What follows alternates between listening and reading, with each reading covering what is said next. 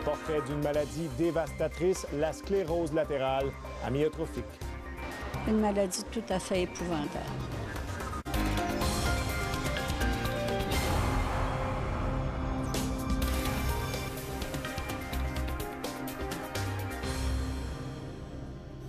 Près de 900 personnes ont participé aujourd'hui à une marche symbolique et à un brunch bénéfice pour soutenir les personnes atteintes de la sclérose latérale amyotrophique.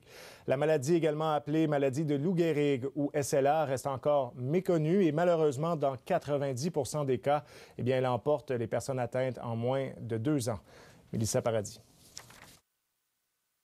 Jean-Guy Villeneuve devait présider cette première campagne de financement pour la Société de la sclérose latérale amyotrophique. Mais l'ancien conseiller municipal de Chicoutimi a perdu son combat contre la maladie il y a 10 jours. On a trouvé que finalement, il s'était libéré plus tôt que prévu de cette maladie qui est une maladie tout à fait épouvantable.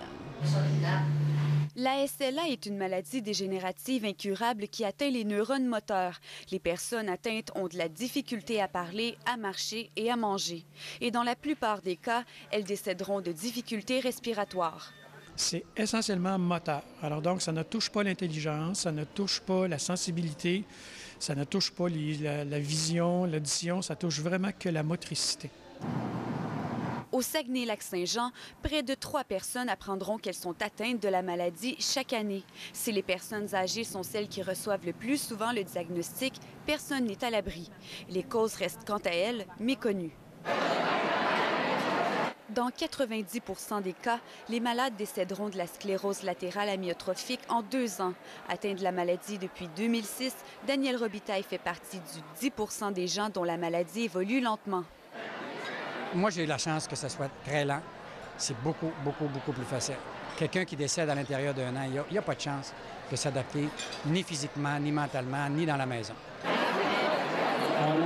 La Société de la SLA du Québec a amassé 36 000 $ lors de ce brunch bénéfice. Les fonds sont destinés à la recherche sur les causes de la maladie et à l'amélioration des conditions de vie des patients.